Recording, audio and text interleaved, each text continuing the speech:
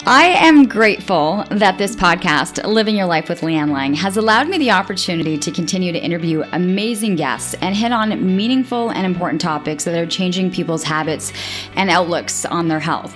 It's also forced me to take action and practice what I preach or what my guests continue to drill in. It seems that over the last 80 episodes, every medical practitioner and health and wellness expert continues to emphasize healthy diet, exercise, self-care, and meditation/mindfulness.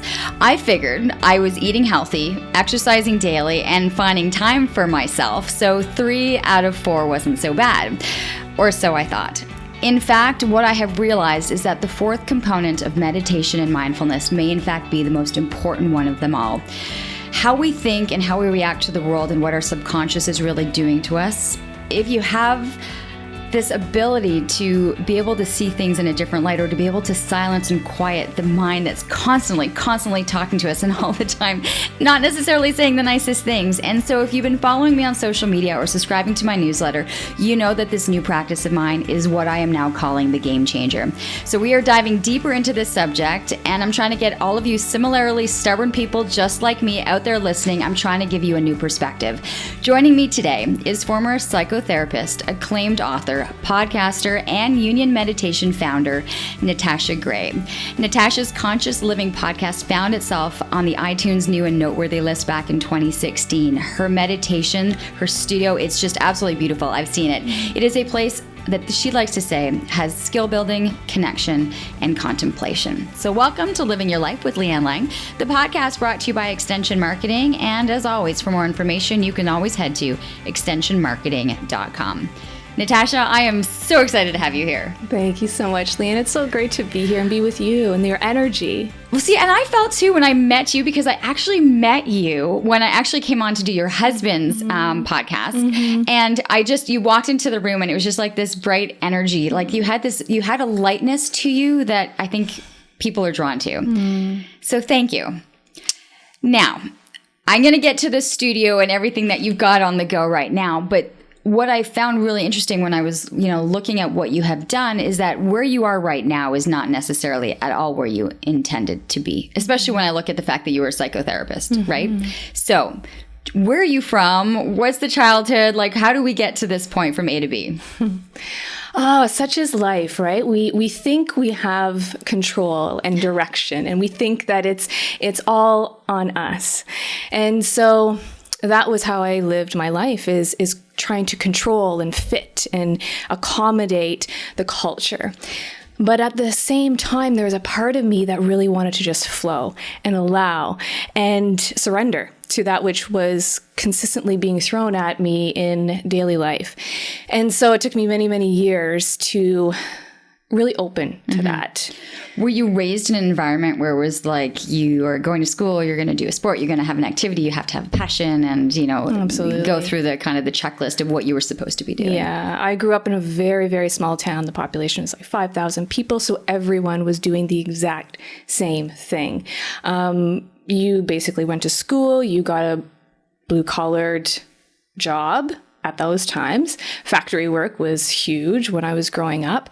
But then it was, your teacher, your counselor, that was kind of what girls often would. Those were the other options rather than being at the factory. Exactly. And so that was kind of what I thought my destiny was going to be, is just that. And so I lived out those scripts for many of my life, most of my life actually. And to the point where it took me right into my 30s till I was exposed to a different way of living and a different way of being in the world. And that just cracked everything open. When you grow up in a small town, I mean, where was it? Winchester, Chesterfield area, so about an hour south of Ottawa. Okay. You're growing up in a small town. Mm-hmm. Were you able to, when you're growing up, to travel, to know that there was more out there, that there was, these destinations and this way of thinking? Like, Were you exposed to it at all, or really not until much later? Not really. I mean, we had a cottage growing up, so we spent our summers at the cottage, and we spent our winters and falls at home going to school. And so there wasn't a lot of travel included. We went to the city, Ottawa, the odd time, but beyond that, it was really nothing. There was one Black person in our community, so you can imagine what that must have been like for him at that time. I mean, this was in the 80s. And so it was just this bubble, and there was no exposure to other ways of just being and living life until I was just so uncomfortable and so depressed and just not happy that I knew there was something more. And so I did whatever I could to figure out what that was, to figure out what resonated with me, and then just build on that, which was very uncomfortable because there's a lot of relationships that had to kind of fall to the waistline, and a lot of changes had to have been made that aren't comfortable. Change is not comfortable. Well, that's the thing, is that I think for anyone, while the change is the most consistent thing that happens in life, it is the most difficult to accept and to surrender to. Yeah. I think if we're bringing that word surrender, and I'm sure that word will continue to come up in the conversation. What was the trigger then for you? Like, how did this shift? Because I'm even looking at what you were doing to even heading to school for psychotherapy. Like, where does this happen? So to go back, because I'm totally open with my story, and I think we all should be, because our stories are just so important to the now, and they feed, the past is just an opportunity for learning, right? And so if we use that as the teaching to how we are now, and then moving forward to the next moment, it can really nurture not just ourselves, but also those around us. So we could go back to all the way to 4, when, labels are starting to be placed upon children once they're exposed to schools and exposed to other adults.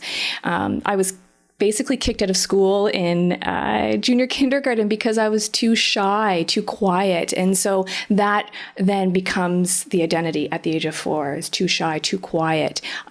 Something's wrong because I'm not able to be in this other group with children. And so that built upon the anxieties that I was feeling. I mean, all shyness really comes down to is not feeling safe in an environment. Most 4-year-olds aren't safe, don't feel safe because it's new, right? And so making sure that the environment is safe, so that children can explore confidently, and then building upon that confidence slowly, not just, So then into grade school, it was okay, but I still had this kind of low-hanging anxiety. And then that anxiety just built because I didn't develop skills of how to manage, how to work with it, how to dance with it. And so I just internalized it as there being something wrong with me. And so then that manifested into, as you can imagine, just an overall depression, like just not feeling good about my life, just feeling lost, which is a natural way of being into, say, adolescent years. And it grew because I didn't have an outlet. I didn't have someone who could normalize that for me.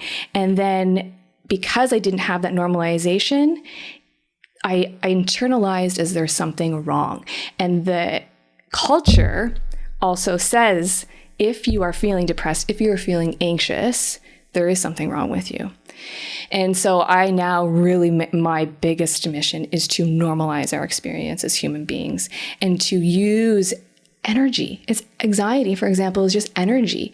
Depression is just energy. It's a different feeling of energy within. But how do you use that energy? It's information. It's like our internal technology system, if you will.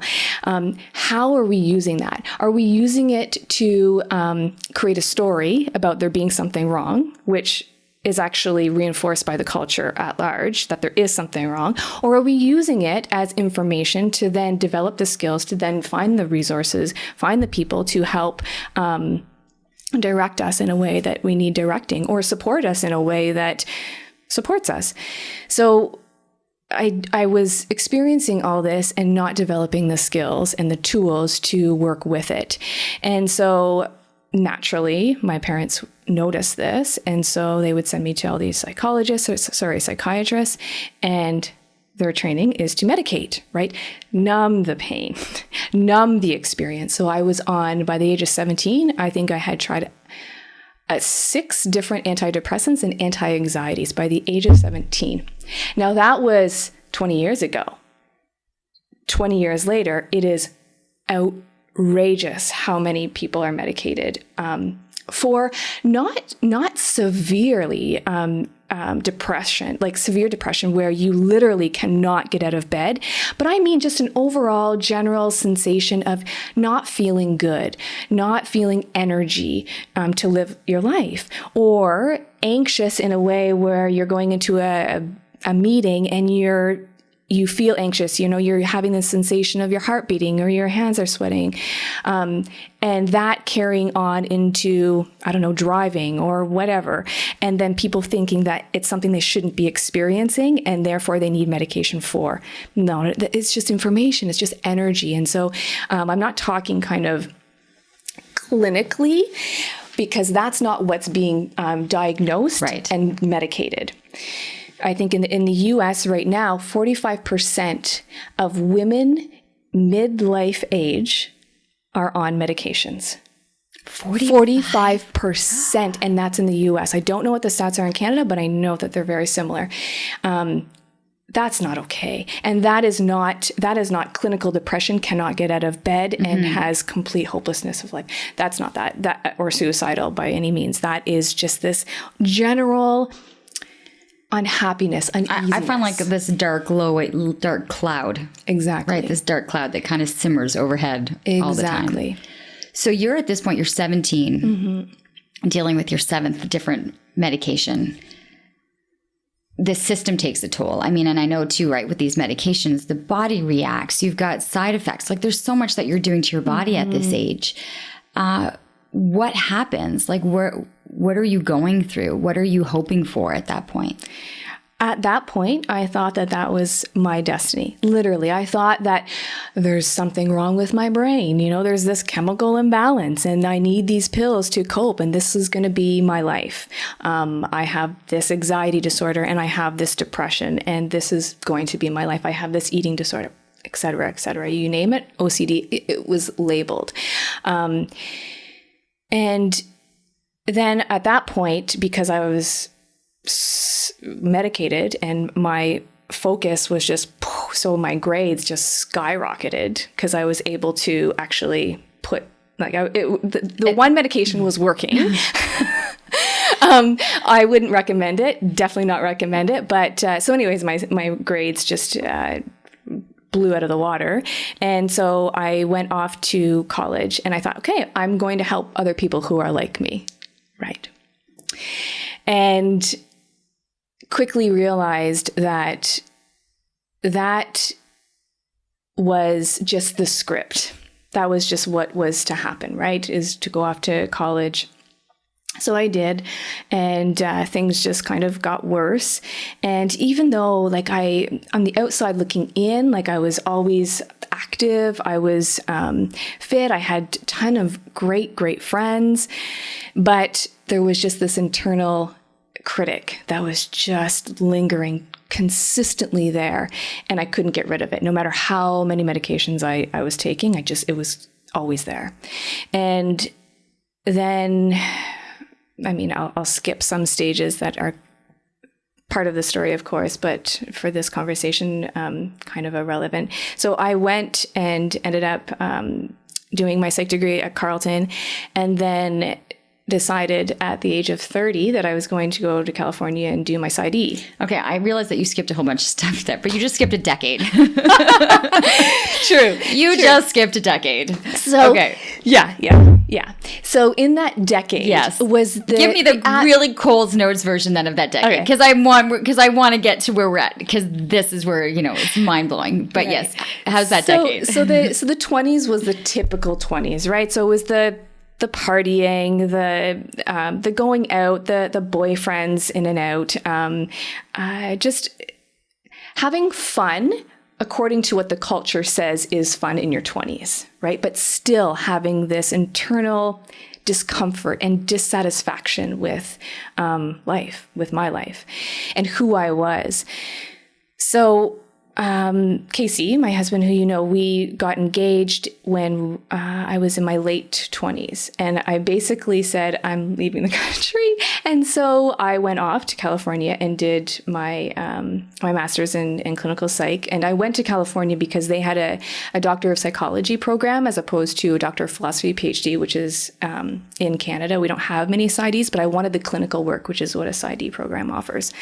So that took me to California, and I went by myself, and that was big to go to a new small country. Town girl to travel and do that. Yeah, but I always had an itch to go there. There was something that was just really pulling me there, and to just do it, just do it.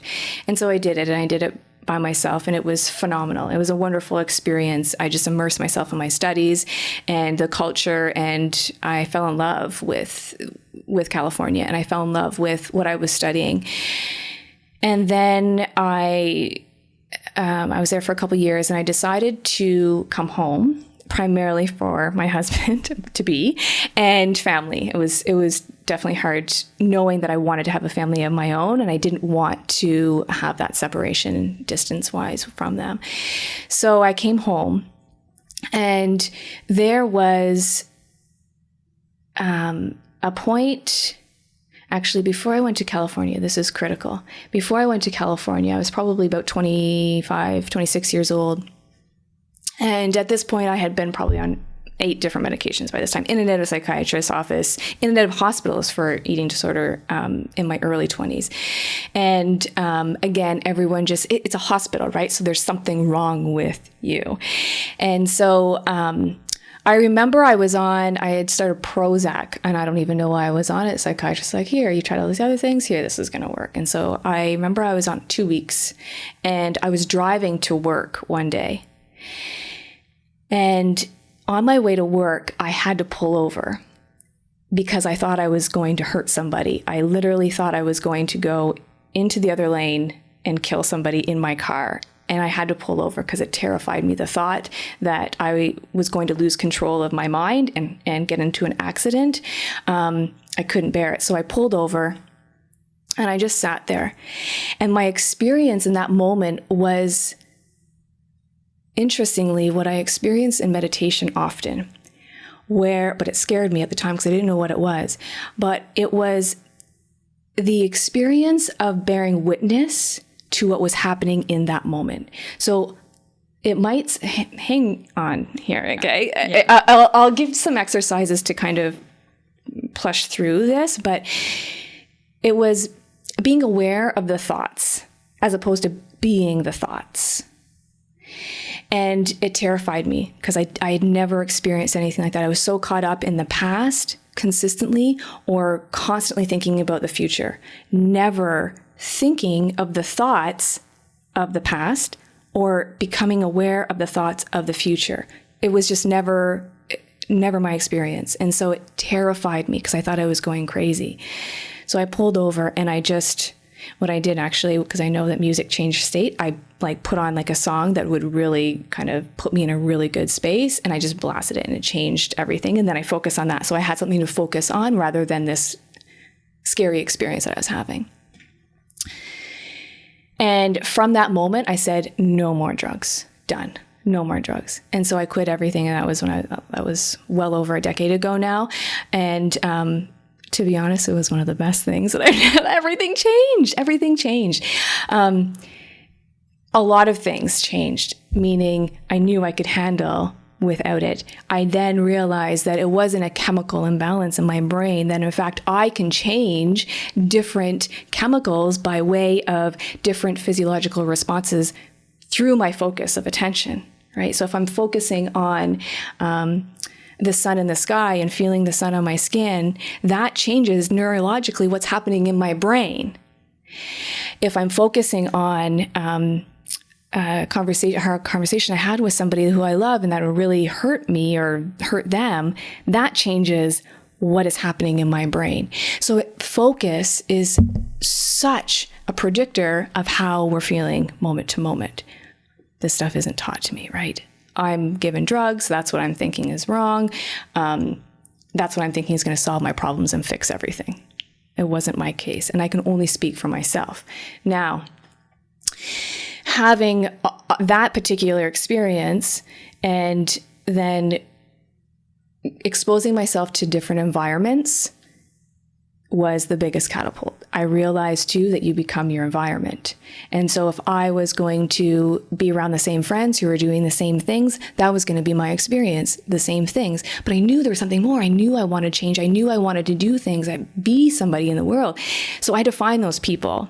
And then being immersed in those environments, whether it's books, whether it's podcasts, once you immerse yourself, you become that. Your expectations for yourself changes. Ways of being changes. You learn. You're constantly open and absorbing. Whether we consciously know it or not, it's happening. And so I always feel like, why not be aware of that and choose what it is that you unconsciously want to absorb? Because you don't have to do any work. It will always go in, but make sure you're in environments, whether it's, what's on TV and what's going in, what you're listening to, make sure you're in environments that actually support that, as opposed to feed something that you don't want anymore. Now I kind of went off on a little tangent. You did, but there. I thought it's very helpful. And I'm hoping that there are people that might be listening to this, driving that car, kind of going through similar experience, are reflecting on this, because there's so much more, because we haven't even opened the Pandora's box yet. So you're in California, which I would say is one of the best places to immerse yourself in this culture of free thinking, spirituality, the difference between the nature, and I mean, everything stems. You go to California leads in everything, right? You want the best in fitness, or in everything new. New age is coming out of there. Mm-hmm. So I would assume that you were like a sponge when you were in California. And ironically, I wasn't there. I believe everything is in its divine time and happens in its divine time, and everyone has their own journey. And when I was in California, I was not at the point where I was connected in any way to something larger than myself. And yet you had such a deep connection to going to that area. Yeah. And it wasn't until years later when I remember I was given the book, Eckhart Tolle's book, Power of Now, when I was going through all this stuff, when I was actually in the hospital. So that was about 13 years ago now. And I opened it and I put it down right away. I just wasn't there. I couldn't connect with a sentence in the book. And it wasn't really until about 8 years ago when I opened it again and just absorbed everything. Timing is everything. It's so powerful. And that's why I never give up on anyone and never get frustrated or try to change people, because I know what that's like when people try to change you when you're not ready. People have to come to that space on their own time. And so it's this consistently, I love how you open with the walking the talk, right? The practicing, because when you are in that, when you're just living it, even though, it's easy to read, it's easy to learn, but it's another thing to actually walk it and practice it and not perfect it, but consistently master it day by day by day. That is a whole other ballgame. It's easy to learn. It's harder to absorb and live. You had done so in your academics. Mm-hmm. You said, you could study, you could learn, you knew the clinical aspect of what it was that you were doing. When did you first then shut your eyes, focus on taking a breath in and a breath out? When did that experience happen for you? This podcast is brought to you by Extension Marketing. They are a new breed of marketing agency that acts as your virtual marketing department. designing and implementing cost-effective marketing strategies that will grow your business. I can speak to this personally, as I've been using the extension marketing team to help me launch and grow my business. Founder Pat Whalen has been a lifesaver for me, a genuine coach, guiding me along the way into uncharted territory. Tell them you're a friend of the show and receive a free 1-hour consultation. Check them out at extensionmarketing.com. I started exploring, and Eckhart Tolle's book was kind of the seed that was planted, but it was never really watered or nourished for a couple more years after that. And then I was introduced, I think Oprah was having a guest on her show, and I was like, wow, that's really neat. Maybe I could explore that. And I had just like a 10-minute session that I'm like, I'll just try it. And I had that experience of me being on the side of the road and bearing witness to thoughts, as opposed to being the thought. And I thought, oh my God, like I wasn't crazy that whole time. Like it was real. It was real. So for me, Eckhart Tolle was yours. For me, reading Michael Singer's The Untethered Soul was mine. Beautiful. And it was one of those that people had suggested I read it, and I was like, it was on a list, and I finally went, and and for me, that was my opening. And it was talking about the voice in the head, the same voice I think that you're referring to, right? Is being aware that there is someone constantly dictating and talking to you about usually past or present or future, and not really the now. Exactly. It was so that, and then I couldn't read enough, right? Yeah. That book, I recommend it to everyone, especially when they're first starting out. The Untethered Soul? It's phenomenal. Yes, The Untethered Soul. Michael Singer's work is incredible because he translates the language into you can digest it easily, right? Into everyday living. You're sitting in traffic, you're doing dishes, whatever. It's digestible to modern times, and it's a beautiful, beautiful piece of art. Yes, it really was. And then I finished that, and then I went and read the Surrender Experiment because I hadn't had enough of him yet. So did you do the course? His course? I haven't done the course yet. I did it. You know what's so funny? It keeps popping up in my Instagram feed. I mean, they found me, right? They know that I've searched things up. So, but I do keep seeing this course pop up. And I said, it's funny. I said to my husband the other day, this course keeps popping up. It's like something's telling me I really should do it. So I have thought about that. So for me, it was when people, because a lot of my friends have now asked me, because my husband says, you're just different. You have a different outlook. My friends are like, what has this done? And it was just quieting the crazy voices in my head that we have all the time, that you're just thinking, and you don't even think that you're thinking, but you're thinking because you're thinking about the most ridiculous things, and then the things that process through your head. So I just started to tell people, I started with 3 minutes on the Headspace app. And I started with 3 minutes, and I sat there through the 3 minutes going, I'm wasting my time. Why am I sitting here? Why am I sitting here? This is doing nothing for me. How much more time do I have until the beeper goes and I can be done? And then, I was like, okay, I got through that. And then you start to go into the 5 minutes, and then the 10. And then I started to notice that my waking up in the middle of the night between 2 and 4 with my head spinning was starting to kind of not happen as often. And like, something's got to be working, and then it went to 20 minutes, and then it went to 30 minutes. And now at 30 minutes, I get really upset when the timer goes off because I feel like my whole body's in this wonderful vibration. And so when my friends are asking me, like, what is this doing? I'm like, it's hard to explain, but it's just this process that your body and your energy. And I start to feel like I'm more connected to the universe in a way because my energies are different, and I'm not having negative energy popping off my body. It's almost a positive one. So I want to be able to understand, once you started, because you were saying about 6 to 8 years ago is when this process started. How does one study, learn, accept? Because you went from having this clinical and the psychotherapy to opening up a meditation studio, right? There's a lot that goes with that. When did this start? Because I want the information. I want people to be a sponge today and take as much of it in. Yeah, beautiful. And if there's one takeaway that I hope people have, and this is just so near and dear to my heart, and I just hope people feel it, is that the anxiety, the depression, the experiences that people are having, the grief, the rage, that it's normal. It's part of our human experience that there's nothing wrong with people. In fact, if we take a moment in stillness and bear witness and hold that pain, that energy in a kind space, compassion, what we notice is that it shifts. It literally, the energy, you can feel it moving if we hold and bear witness to it. And the heart can hold it. The heart can hold the grief. The heart can hold the rage. The heart can hold the joy at the same time.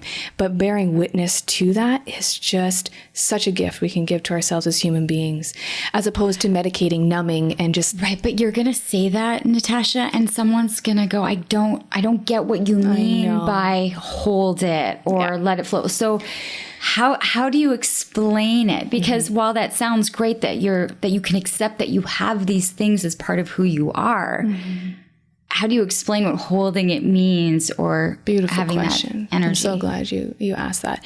So when I was practicing, I'll start with a little story. I think everybody can resonate with stories and they connect with them. When I was practicing as a psychotherapist, I was working primarily with children and families. And I remember this little boy, he was 9 years old, and he came in and he was maybe 40 pounds and white as a ghost. And he'd shut down eating. He hadn't eaten in probably a week and a half at that point. And he wanted to commit suicide. And so when I did a suicide assessment, he had a plan. He had everything, and he's 9. He's 9. And at that moment, I remember thinking, this is not the child. This is nothing wrong with the child, and this has everything to do with the environments in which this child is immersed in. Meaning, do as parents have the supports, the ability, the skills, the resources to nurture him in a way that's going to build him up? Do the schools that he's being placed in have the ability to look at his strengths as opposed to his weaknesses? Because what we focus on grows. And so if we're focusing on weaknesses all the time, that's what's going to grow. And our school system right now only focuses on what we're not doing right and trying to make that better, as opposed to focusing on the strengths and then making the strengths better. And that's a whole other issue that we really need to focus on is how we are with our children. But going back to this story and this little boy, that image of him is forever ingrained and embedded in my brain, and I'll never forget it, because it was a perfect teachable moment for me to say, I'm done. I'm done with labeling this poor child once again, because the file on this kid was about 20 pages thick, and he's 9. And when I sat with him, and as a psychotherapist, you're not supposed to touch. As human beings, we need touch. When I actually hugged him and I held him as he cried, when he allowed that release, there was no more, shall we say, aggression. There was no more, shall we say, quote unquote, bad behavior in terms of cursing and swearing and biting and all these behaviors that he had taken on as being part of who he was, and that not being a good part of him, meaning he shouldn't be doing this. There's something wrong with him. He's bad. Blah, blah, blah. When we're labeled with something, we unconsciously think and believe that must be true, especially if it's coming from someone who we admire, maybe a doctor or something, or a teacher. We take that on as our identity, and all an identity is a patterned way of thinking about thyself. And so meditation, for example, is a beautiful offering to take away the self as a story, meaning the self as our identities that we believe ourselves to be, to the self as the observer. And in the observation, you get to watch the stories that are conditioned, as opposed to be those stories. Meaning, as opposed to identifying with the career, identifying with the amount that's in your bank account, identifying with the accumulation of stuff and friends, all these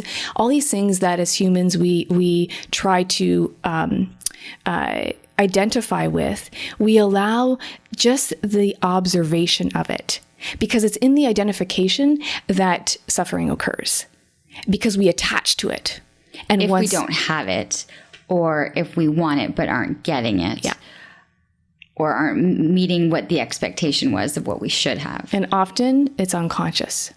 So we have an expectation, but we aren't even aware of what that expectation is. And so we're striving without consciously even knowing, one, why we're striving for it. I mean, what is on the other side of it?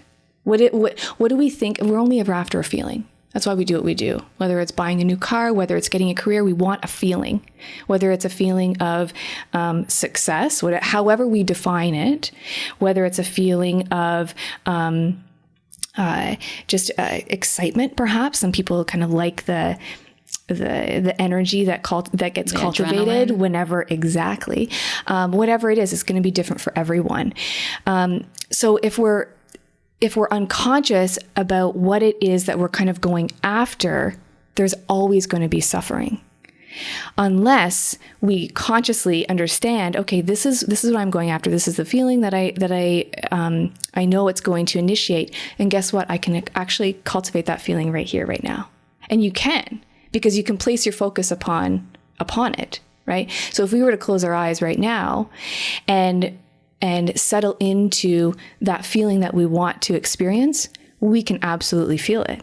And the interesting thing, if you look at Olympic athletes, they will always do visualizations of the race that they're about to do, or whatever sport they're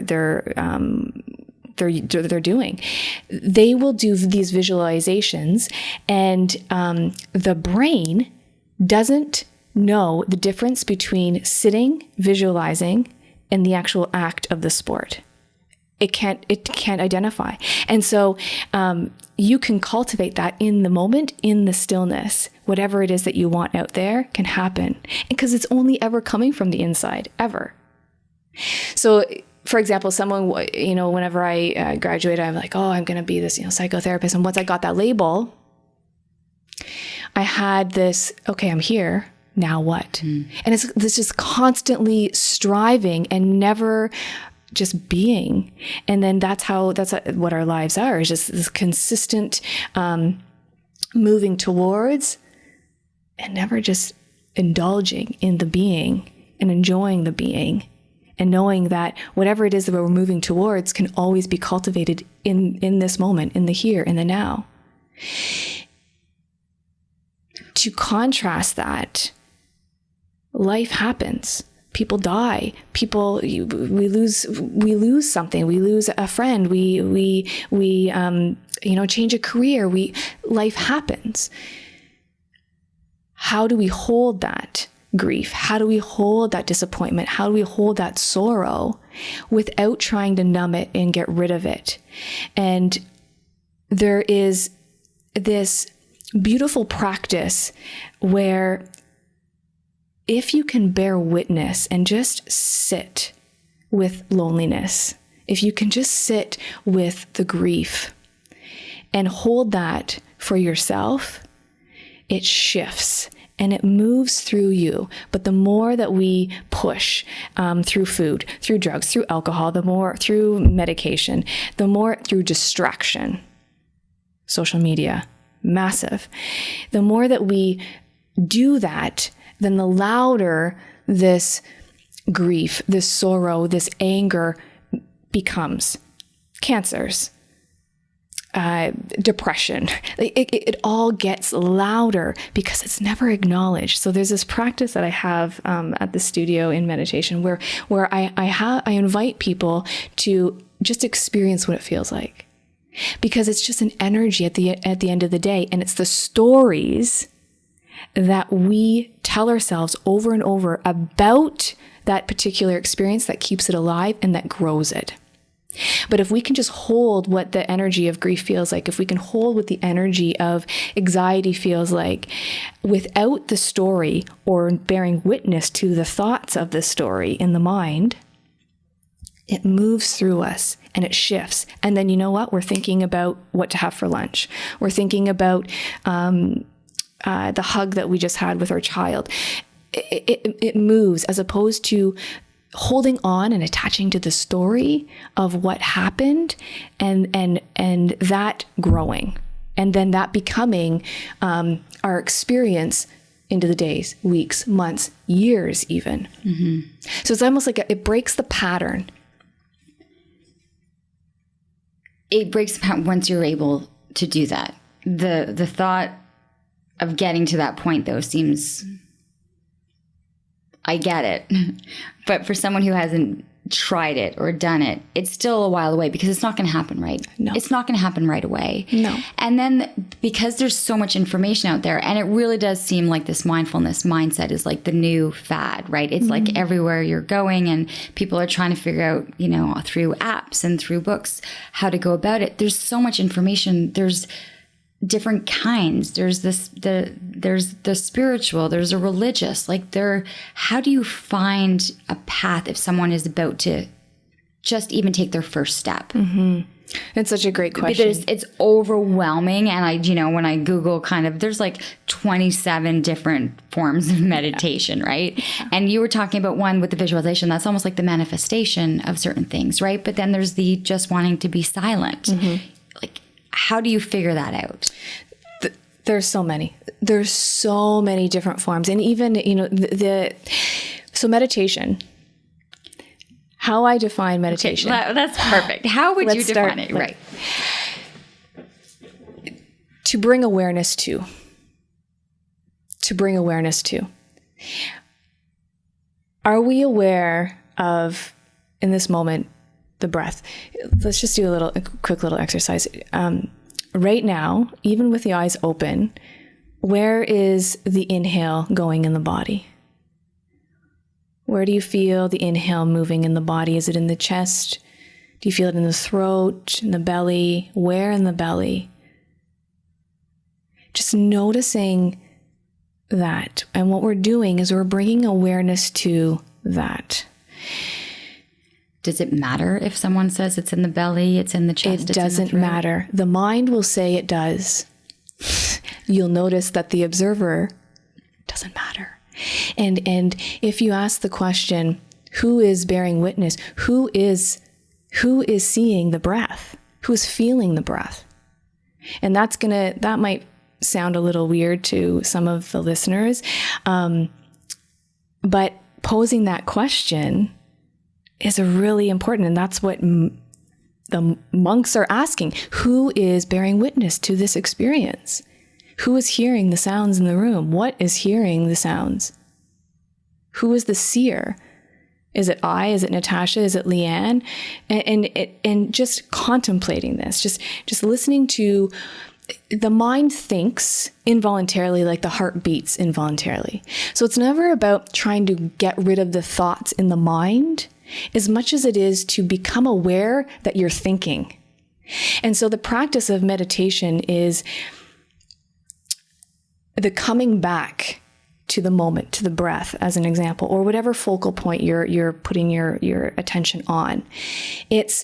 I always say, if you come back in a 10-minute sit, if you come back to your breath after you've noticed that a thought's taking you out, and you come back to your breath 200 times, that should be 200 times that you're celebrating, because you caught yourself. You're coming back again and again. The practice is the building of the muscle of the coming back to this moment, because the mind is going to think it's a beautiful, brilliant mechanism that we have to solve our problems, to help people, to create solutions, to imagine, to create. It's beautiful. So we don't ever want to get rid of the thinking mind, but we don't want to attach to the thinking mind.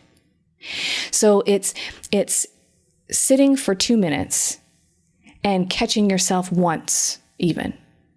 Drifting. And then bringing yourself gently, non-judgmentally. And by drifting, it could be literally you saying, why am I sitting here? I have so much other things I need to get doing. But noticing that you're actually saying that in your head is about you bringing it back. And by doing that, you have started the shift. That is it. It's not about clearing the mind and getting rid of all those thoughts of, oh my goodness, what am I doing? I'm wasting my time. Like, this is doing nothing. Blah, blah, blah. That's brilliant.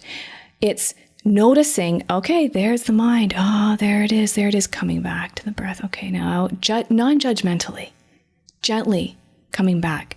Because what will happen then is the judging thought of, why are you thinking about that? You're meditating, So it's non-judgmentally coming back again and again to this breath.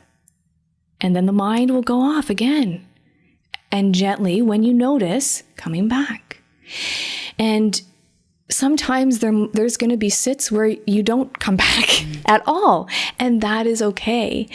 Come back to the opportunity, the gift of just sitting for a couple minutes, offering yourself the stillness, because it's within the stillness when you're connecting on a level that isn't absorbing unconsciously stuff, right? Because we're always absorbing, no matter whether we're conscious of it or not, we are absorbing. And so if you allow just a stillness, just a moment to connect with yourself, even if your mind is going 100 miles an hour, sit again and again. And I always recommend using a stop sign. People, you don't even want to sit. If you're driving, allowing the stop sign to be the anchor to remind you to plant yourself in the moment, ground yourself in the moment, and just take literally 3 deep breaths into the belly and connect with those 3 deep breaths at that stop sign or the stop light. And getting into the practice of just the grounding in this moment, because what that will do will break the pattern of being in the car driving, thinking about, the meeting you're going into or a fight you just had with your spouse. Right. But sometimes you don't even realize that you're driving because you're getting from point A to point B and you don't know how you got there. How many times are people like, I know I got in the car and I somehow got home, and you don't remember the drive. Yeah. Where's our mind at that point? Yeah. So you're in the thinking mind, right? You're thinking of the past, you're thinking of the future. Clearly you're not in the present moment because you're not thinking about driving, right?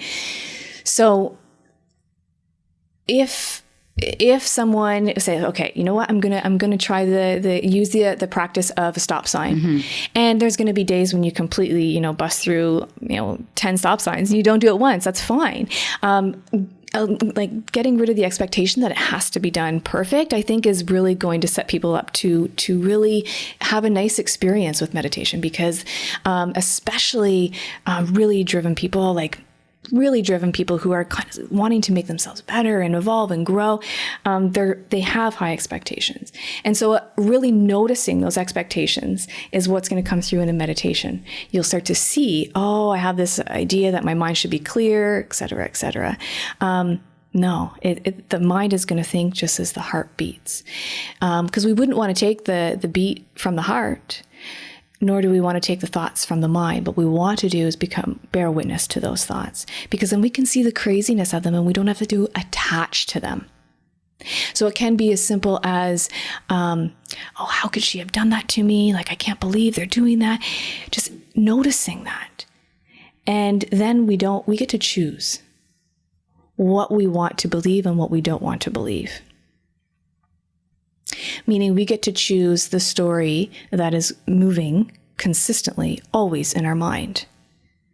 And often you begin to notice how it's the same thing all the time. The patterns, the thinking patterns, the conditioning is all the same. We have this emotional home, right? Some people live in anger all the time. They're always angry, or they're always frustrated, or some people just have this joy that they emulate, right? They're always funny or they're happy. We all have these emotional homes that we live in. And so if someone doesn't want to be frustrated or angry, an opportunity can come in sitting and noticing the stories that they're thinking and believing that creates that emotional space, that elicits that emotion within them. And if they're open, then they can change that naturally. It will naturally, because what they'll notice is they're sitting in traffic, someone cuts them off, and they don't react. There's a space between this is my experience and this is what I'm doing about it. There's this opportunity where, oh, I'm having this emotion from this experience, and the emotion is just held. I don't have to react to it. it's here because it's an energy. I'm angry that this person, how dare they? And then, the thinking mind will go off on a tangent then you're story. thinking, oh my God, okay, maybe should I just actually, I'm going to just tail them now. And then I'm just going to scare them. And then, like you start, and then you play out of the scenario. But if I do that, then I could actually, then I could cause an accident. If I cause an accident, and then your mind just keeps going and going and going. It's like this domino. It's like the butterfly effect, right? It keeps going. When you talk about sitting, you say you come back and you sit. Mm-hmm. When you talk about that, is there a proper way that we, even then people are going to ask questions. Well, how do I sit? I see people sitting with their legs crossed. I see people sitting on a pillow. I see people with their hands out and their fingers touching. Then you're just like, well, I don't even know how to sit to even start going to sit so I could take 3 deep breaths in my belly or coming out of my chest or coming out of my throat. It's... Can you go about this your own way? Does there have to be the perfect way to sit or the perfect way to have your body? So meditation, the ability to bear witness to our momentary experience is an art, and it's a practice, and it's a skill. And so I don't like to impose rigid rules on anyone. Some people would like rigid rules, and that works for them. Other people don't. I think the average person doesn't want rules. I think the average person just wants to feel better. And so I would say to them, if sitting in lotus position with your eyes closed on a comfy cushion is what's going to support you in your practice, then do it. If standing in the shower, offering yourself a moment of bearing witness to how the water's feeling on you, the soap, and offering the present moment experience of that, then do that. And so there is no right or wrong. And part of the meditation practice is to bear witness of how the mind wants to label things as right or wrong, emotions as good or bad. It is just that. It's just the experience. And so, for people to get started, and I get this all the time, and I understand because I was there too. When people are walking through the door, usually people are walking through the door because they're done. They've tried so much and they're done, and they want something different. They know there's something better and they want to experience that. And so one of the questions I always ask is, well, I'll back up. Some people want woo-woo because there's still an association of meditation with woo-woo. And so other people don't. And they will tell me that right away. And so I kind of know where they're at in terms of, usually the woo-woo means, a spiritual component, right? Or something like much larger, and really kind of diving into that. Some people want a practice like mindfulness, for example. And mindfulness, what I think the brilliant thing about mindfulness specifically is it takes you out of the stress of this moment. But that's it, right? Because mindfulness is being included in school teachings. There's the mindfulness minute, or, mindfulness seems to be that key word that you're bringing in. Yes. Yeah. And so mindfulness, what I like to think about, the way I like to think about mindfulness is it is a skill. It is an art of being able to catch yourself when you're in a thought, whether past, future, and bring yourself to this moment. And that can be by way of breath. That can be, however, you can be in a meeting and be mindful, right? You can notice people's eyes and really bear presence with them. And there's that can be a practice. There's so many different kind of ways. What I would suggest people do at the beginning, if they're looking to explore meditation in general, is find an opportunity to experience an app, find an opportunity to experience a group setting where they're just exploring, because there's no right or there's no wrong, and everyone's going to resonate with specific practice over others. Myself, I change all the time, weekly. Sometimes I want more of a mindfulness practice. Sometimes I want more of a Vedic practice.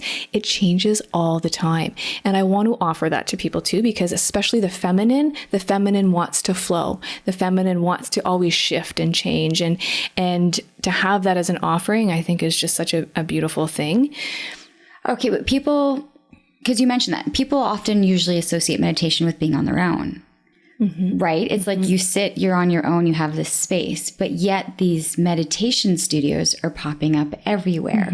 So what happens when you're in a group environment? What shifts, or why would people choose to be with other people doing this when it's really something about being with yourself? So yes, so it's such a great question. So the group setting, what we don't see is energy. We can feel energy.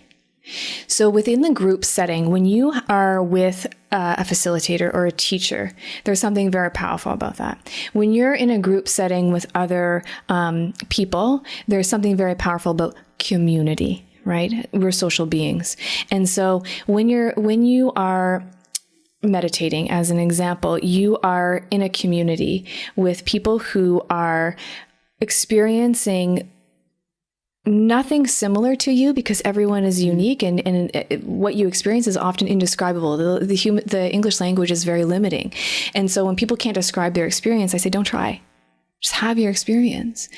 And so the group setting offers the community as well as the teacher facilitation, which is so important. You can get that with an app, and there are times when that is appropriate, and that's what's going to work.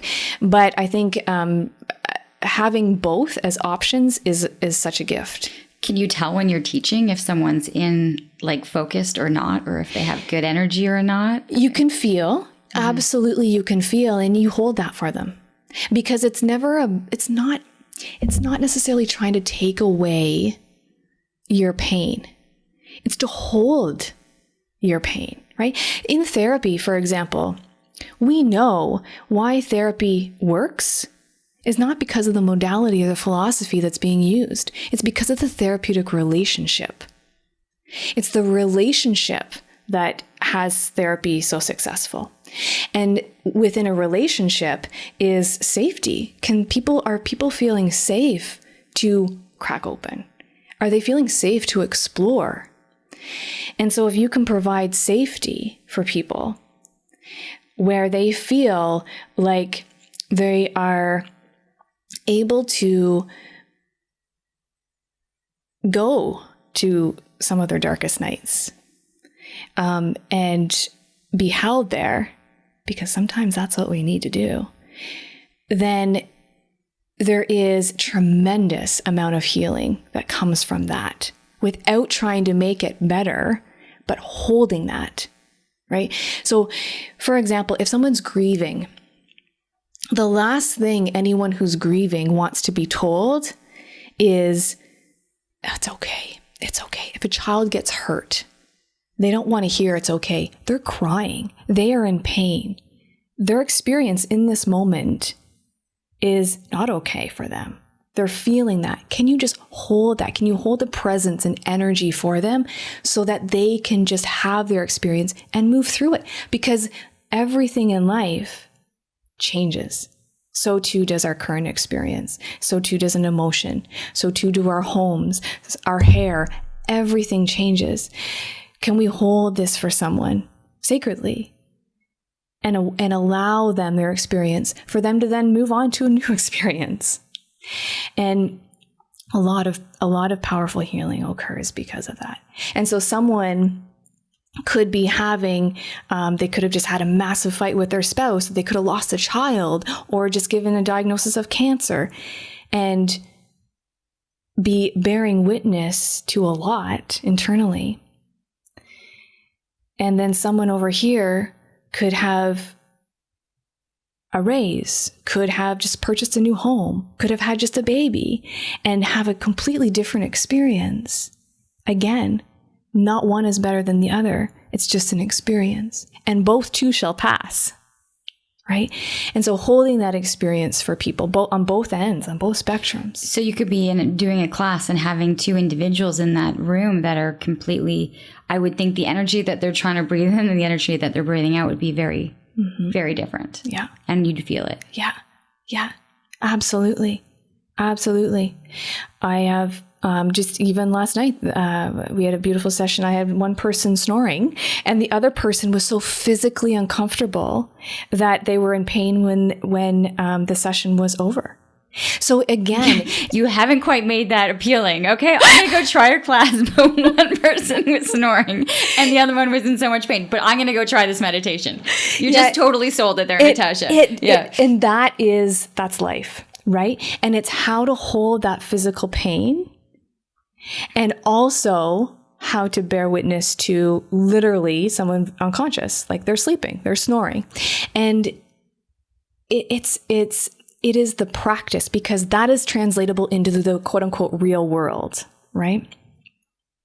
It's interesting because the more you dive into this, right, you'll then dive into, and you mentioned a certain type of meditation that you had talked about, but then there's the people who are doing yoga and the poses, and there's all these different outreach, and some are doing this for the spirituality of connecting with the divine, right? Like there's so much. It's like I mentioned, like you're opening a Pandora's box as to how many different levels you can go to. So the main thing, as I'm running out of time and I've gotten like the wrap, is the 3 sec, is your stop sign. Yeah. Like give me, if you don't mind, and I'm going to put you on the spot, but like can you give me like a top 5? Can you give me 5 things to consider as people embrace or embark on trying something new, and not to give up? Please don't give up like after a week, because this isn't going to be a quick fix. Yeah. This is a practice. It's a lifestyle. It's a way of being. So absolutely, I can definitely do that. So the stop sign, allowing the stop sign to be the anchor, to remind you to just breathe 3 deep breaths in the belly. That is a beautiful one to get started. And it can literally take 3 seconds to do. Another one is to notice when you're feeling a certain feeling that doesn't necessarily feel good. So angry, or let's not start with anger, actually, maybe a little bit of annoyance. Okay. And can you become aware of where annoyance is in the body? Is it in the chest? Is it in the belly? Where do you feel annoyed? And just begin to notice, and then see if you can hold that without judging it or to get rid of it. Just what I want people to do is begin to just have their human experience, right? So, because what will happen is when we become aware of these things that annoy us, when we become aware of our emotional triggers, then we can actually do something with it as opposed to react unconsciously to them. And so this is where meditation is a massive, massive help, because it allows you, again, that space between experience and reactivity. So if people can, so the stop sign, brilliant one, 3 deep breaths, figuring out perhaps where they live often emotionally. Are they annoyed all the time? Are they frustrated? And then noticing where that is in the body. Where is that energy? And not accepting it, just bring awareness to it. Awareness is so important, if not the most important thing, because the awareness will allow the gates to open and the curiosity to flood in. So I would even just start there, just with the stop sign, 3 deep breaths, and noticing, becoming aware of our momentary experiences, and knowing that every time you become aware, you're actually building the muscle of your attention focusing. So you are directing where your focus is placed. Okay, I could focus my attention on the story I'm creating of why I'm annoyed, or I'm going to put my focus upon where in the body I feel annoyance, because that breaks the pattern, the thinking pattern of the story, so it doesn't grow.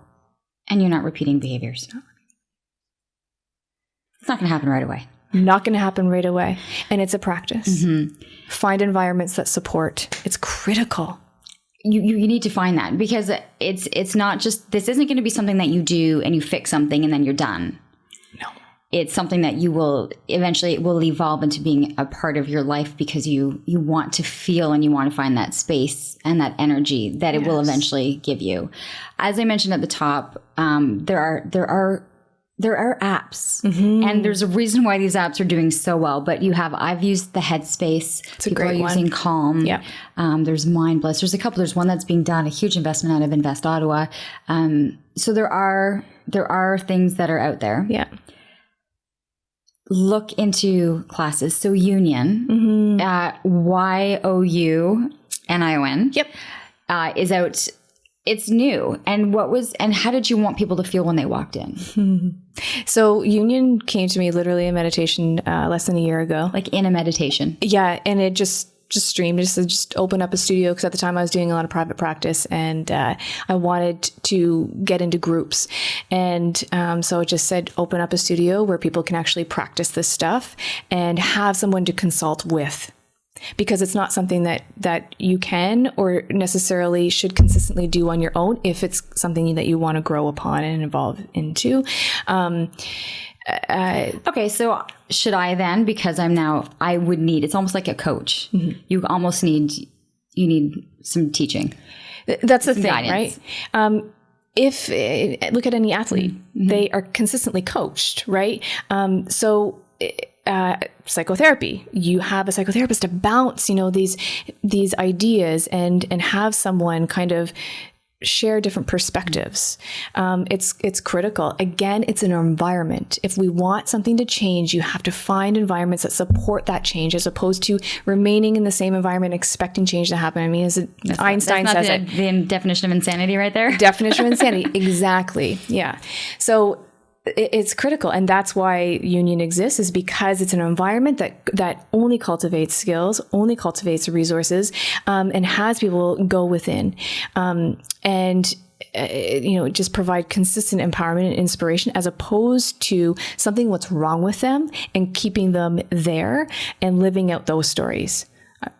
I don't want people to believe those stories any longer. I want to break those patterns, and I want people to tap into an internal dialogue that is going to offer them resources for wherever it is that they want to go.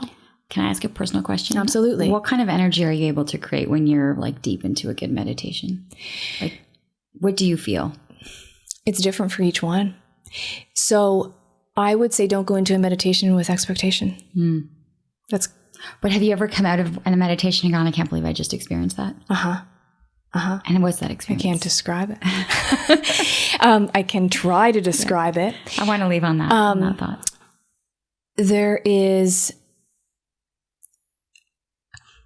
I had this gentleman, he came in and he left the session and he left the studio and he hugged. I mean, we're on Beechwood. So Beechwood in New Edinburgh, it's a busy street. He hugged every single person he met in a course of 2 blocks to his car. And that wasn't because of his nature naturally. I would say it is his nature naturally, but it wasn't his personality, if you will, to hug people, random strangers on the street. It is just what emulated from him, from his experience of just feeling connected, of seeing people at their essence, in their essence, as opposed to seeing them as their skin or their hair or their personality, but feeling them and wanting to just emulate that energy of love. I'm hesitant to use the word love, but there is, I don't mean like mushy gushy. I mean a general compassion and a general kindness towards all those we see, including those that often are more difficult for us. But we can hold that too. We can see that even beyond their personality is an essence that's no different from you to me. And it's such a gift to be able to experience that energy and then share that energy. People feel it. So I'm not guaranteeing that you're going to go walk out of the studio and go hug every person that you see on the street, but you might just find a little clarity and a little of that break that you're looking for. There's so much more. I'm going to have to do a couple podcasts on this because there's just so much information. But Natasha, I really appreciate your honesty and your openness and introducing us a bit more into this world and why I think it's really changing people and I think why there's such a connection with it now. People can find you. The studio's on Beechwood, Younion Studio. Unionstudio.com. Okay. Yeah. We have right now too, we're having a massive offering where we're offering $55 unlimited sessions for a month. So people can come to however many as they want in a day even. And then I just launched a program, an 8-week program that I'm going to be doing starting September 9th, I believe. Mindfulness based, but it moves more into the neuroscience and the psychology and the study of well-being, infused with weekly sits too, so that people are getting information. Yes, they're learning about what's happening, but also the experience, so they're practicing. And all of that information's on the website? Everything's online. Okay, and that's good. So they're going to hear this, they're going to be inspired, and then it starts like 2 weeks later. It starts super soon. Yeah, that's awesome. And of course, please, with the podcast, like, subscribe, share, let people know the topics that are here that you can find and to help allow living your life with Lianne Laing to be able to grow. Thanks as always to Extension Marketing. If you're looking for more information, you can always head to extensionmarketing.com. Have a great day.